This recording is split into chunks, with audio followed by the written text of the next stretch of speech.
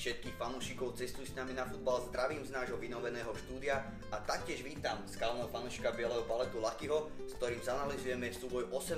kola La Ligy medzi Valenciou a Realom Madrid. Zdravím vás všetkých a ďakujem za pozvanie. Vzájomné zápasy vyznievajú lepšie v prospech kráľovského veľkoklubu. Treba však dodať, že posledný duel na Estádiu Mestalla sa skončil 2-1 pre netopiere. Valencia sa rozhodne nemôže chváliť dobrou formou. Primera División je už 6 zápasov bez víťazstva a aj preto jej aktuálne patrí až 10. priečka. Merengues po prekvapivej prehre na štadióne El Madrigal dokázali dvakrát bodovať naplno a všetci fanúšikovia z hlavného mesta, samozrejme v bielých farbách, veria, že by do tretice mohlo byť všetko dobré.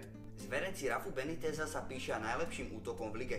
Z celkových 45 gólov má najväčšia hviezda Cristiano Ronaldo na svojom konte 14 gólov. Laky, myslí si, že Real pretrhne domácu 8 zápasovú šnúru Valencie? V momentálnej forme si myslím, že to je dosť možné. Podľa toho, čo si povedal, tak tréner domácich Gary Neville si na svoje prvé ligové víťazstvo bude musieť počkať minimálne do ďalšieho kola. Ako to vidíš ty?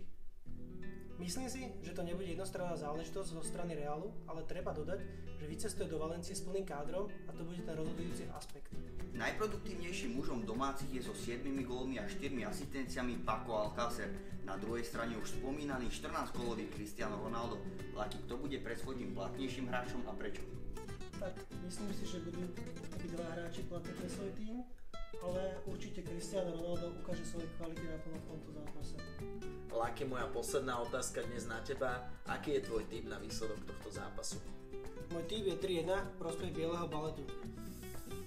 Aj keď všetko hrá samozrejme do karát Realu Madrid, my sa prikláňame k remizovému výsledku 2-2. A aký je váš tip? Napíšte nám dole do komentára. Keď už je reč o Valencii, tak v apríli čaká ďalší veľký zápas, tentokrát na Camp Nou z FC Barcelona. A práve na tento prestížny duel máme dve vstupenky, ktoré vám ponúkame. Viac info nájdeš na našom Facebooku. S týmito chalanmi som v Španielsku už bol, takže palec hore pre nich.